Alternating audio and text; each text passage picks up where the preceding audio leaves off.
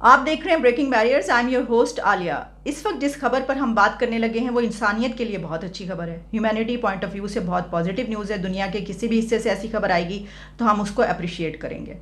क्योंकि अगर दुनिया में कहीं पर भी गुर्बत ख़त्म होने की खबर आती है या गुर्बत कम होने की, पावर्टी लेवल कम होने की खबर आती है तो वो एक पूरी दुनिया के लिए पॉजिटिव न्यूज़ होती है। क्योंकि इस दुनिया के जहाँ चंद बड़े मसाइल, सबसे बड़े इश्यूज़ में एक इशू ये भी है कि पावर्टी बहुत ज़्यादा है। कैसे कम किया जाए, लोगों को इससे कैसे निकाला जाए। तो मेरे सामने इस वक्त एक रिपोर्ट मौजूद है और इस रिपोर्ट पर हम बात करते हैं। और ये रिपोर्ट है the global multi dimensional poverty index. और ये पावर्टी इंडेक्स जारी किया गया है, रिलीज़ किया गया है United Nations and university of Oxford की तरफ से। इसकी में एक पॉजिटिव न्यूज़ ये है कि in a historical change for India 415 million people exited multi-dimensional poverty in the country in 15 years between 2005 to 6 and 2019 to 21। और ये कहा है यूनाइटेड नेशंस ने इस रिपोर्ट में। अब अगर रिपोर्ट जो है वो कहीं और की हो, या हम ये भी तो देखते हैं ना कि रिपोर्ट कहाँ से आई है, किधर से आई है, लेकिन ये बहुत ऑथेंटिक रिपोर्ट्स होती हैं जो यूनाइटेड नेशंस या यूनिवर्सिटी ऑफ ऑक्सफोर्ड की तरफ से जारी की जाएं। अच्छा, इसमें ये एक बहुत बड़ी खबर है कि जनाब 415 मिलियन पीपल को आपने पावर्टी से निकाल लिया। अब इसमें जो ईयर्स बताए गए हैं 2005 से 2006 और 2019 से 2021, तो अगर आप 2019 टू 21 देखें तो ये वो पीरियड है कि जब कोविड था और बहुत ज़्यादा कोविड था वहाँ पर भारत में। अच्छा, इस दौरान कहा यह जा रहा था कि इस बीमारी की वजह से पूरी दुनिया में गुर्बत बढ़ेगी और इनकम में भी कमी आएगी, गुर्बत में ज़्यादती होगी, यानी बहुत ज़्यादा हो जाएगी, लोग बेरोज़गार बहुत ज़्यादा होंगे, इस वजह से ये सिचुएशन पेश आएगी। लेकिन हम ये देख रहे हैं कि इस दौरान एक तो ये कि भारत में लोगों को निकाल लिया गया है गुर्बत से, और वहीं पर कुछ और कंट्रीज़ भी ऐसे हैं कि जहाँ पर पावर्टी बढ़ने के बजाय कम हुई है। अच्छा, इसकी बहुत सी रीजंस भी बताई जा रही हैं, कुछ लॉजिक्स भी हैं कि भाई इस तरह जो है वो क्यों हुआ। अच्छा, इसमें एक बड़ी वजह ये बताई जाती है कि इस दौरान जो गवर्नमेंट्स हैं, हुकूमतों ने अपने लोगों को, क्योंकि सबको पता था कि लोग जॉबलेस हो रहे हैं, घरों में बैठे हुए हैं, निकल नहीं रहे, तो उनको पैकेज दिए हैं, उनको पैसों की सूरत में, यानी ये कि या तो उनको सैलरी नहीं मिल रही तो सूरत में उनको पैसे भेजे गए हैं, रुपए।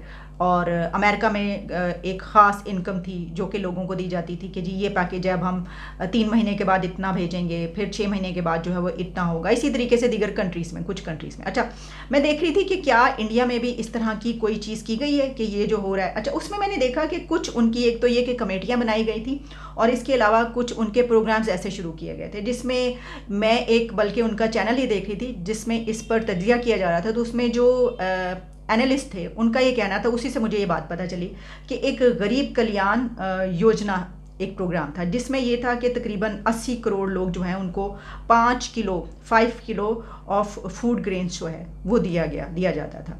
और इसी तरीके से जो एम्प्लॉयमेंट थी उसमें ये कहा गया था कि एटलीस्ट 100 डेज़ की जो है वो एम्प्लॉयमेंट कम से कम दी जाए लोगों को, इस तरह की। तो ऐसे बहुत सारे प्रोग्राम्स जो हैं वो शुरू किए गए और इससे जो है इससे भी फ़र्क पड़ा, यानी इम्पैक्ट पड़ा।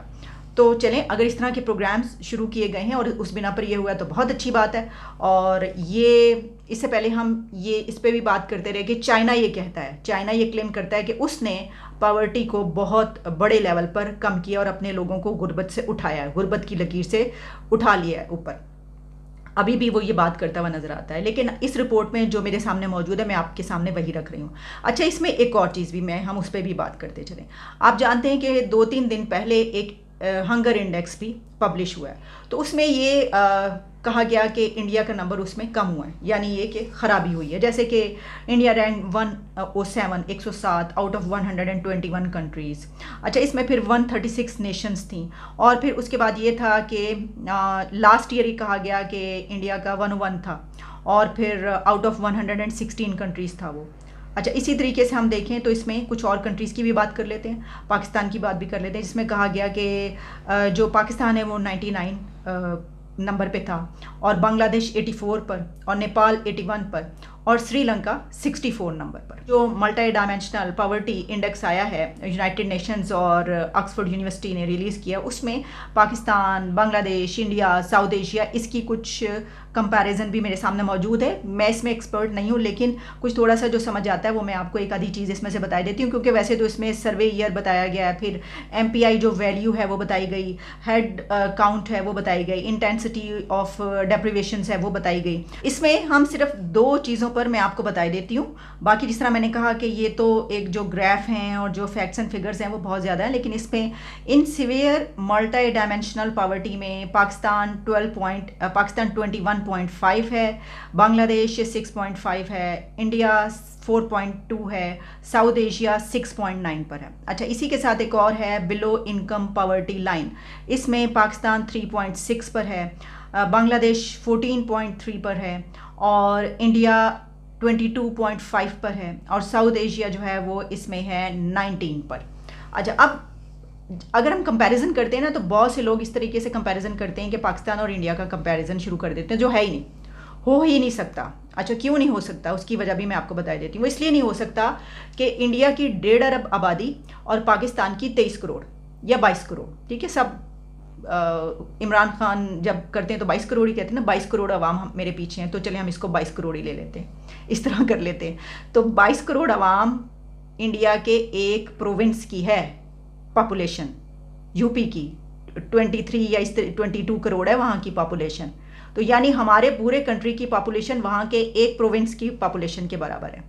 तो ये हो ही नहीं सकता कि आप पॉवर्टी में किसी कंट्री से इस तरीके से मुकाबला करें, ये नहीं हो सकता। वैसे आप जो मर्जी करते हैं, लेकिन ये बात भी है कि जो लिविंग स्टैंडर्ड्स है इस वजह से उन पे भी फ़र्क पड़ता है। यानी अगर लिविंग स्टैंडर्ड जो है यहाँ पर पॉवर्टी कम है क्योंकि आपकी जो पॉपुलेशन है वो कम है, तो उस बिना पर आपका लिविंग स्टैंडर्ड थोड़ा हाई होगा। जिसमें कंट्री में वो बहुत ज़्यादा 1.5 अरब की आबादी में, वहाँ पर फिर वैसा नहीं हो सकेगा। अगर आप एजुकेशन का स्टैंडर्ड देखेंगे तो वो वहाँ पर हाई है। हालांकि देखिए ना, जब गुर्बत होती है तो आप के जो ज़्यादा बच्चे जो हैं वो स्कूलों से बाहर होना चाहिए, ये फैक्ट्स एंड फिगर्स वहाँ पर ज़्यादा होने चाहिए। लेकिन अगर हम देखें तो एजुकेशन के स्टैंडर्ड में हमारा ही लो है। हालांकि हमें इस बिना पर कि चलें, ये एक एडवांटेज है ना कि आपकी, वैसे तो हमारी पॉपुलेशन 23 करोड़ बहुत ज़्यादा है जब हम इस पर करने बैठेंगे। बल्कि मैं देखूँगी कि अगर एक डिटेल में रिपोर्ट आती है, हमारी मीडिया को चाहिए कि वो भी अपनी रिपोर्ट ज़रूर जारी करे, क्या क्या, ताकि हम उसके पर भी बात करें कि क्या उसमें पॉजिटिव आया है। जो मेरे सामने कुछ हंगर इंडेक्स में आया था वो मैंने आपको बता दिया।